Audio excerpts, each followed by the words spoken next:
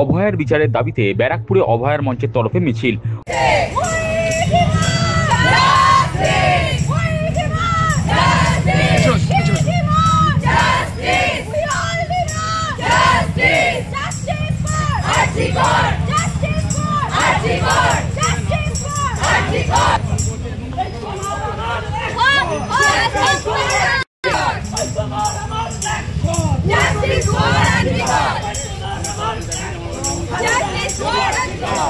অভয়ার বিচারের দাবিতে ফের পথে নামল অভয়া মঞ্চ।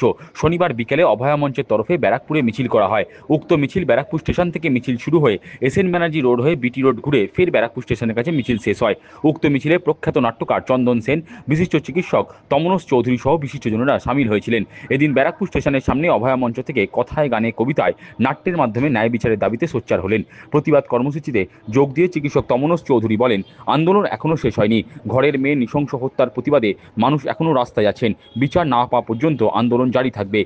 অনেকেই ভাবছেন সব তো মিটে গেছে, আন্দোলন শেষ। না, আমাদের বাড়ির মেয়ে, আমার মেয়ে, বাংলার মেয়ের সেই নৃশংস হত্যার প্রতিবাদে মানুষ এখনও প্রতিবাদে আছে এবং তারই একটি প্রতিবাদ আজ ব্যারাকপুর স্টেশনের সামনে হচ্ছে।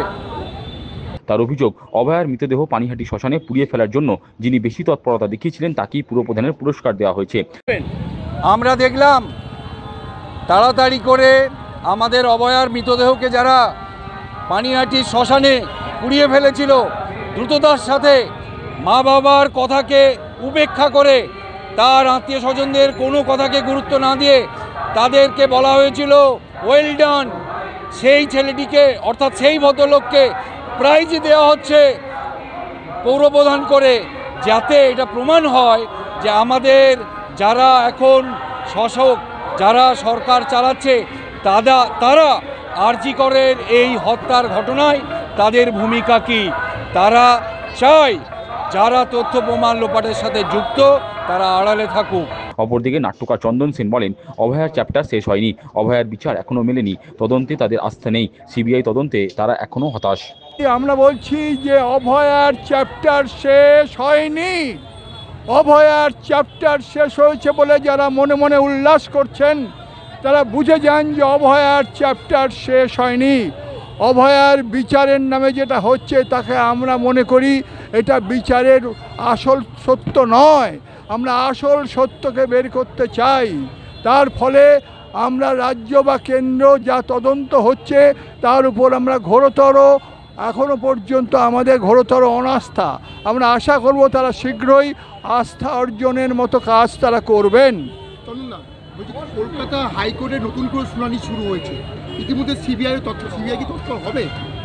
আমরা সিবিআই তৎপর হবে কিনা বলতে পারছি না। আমি সিবিআইয়ের উপর হতাশ। আমি হতাশ এখনো পর্যন্ত। আমি সব রকম তদন্তের ব্যাপারে হতাশ এখনো পর্যন্ত।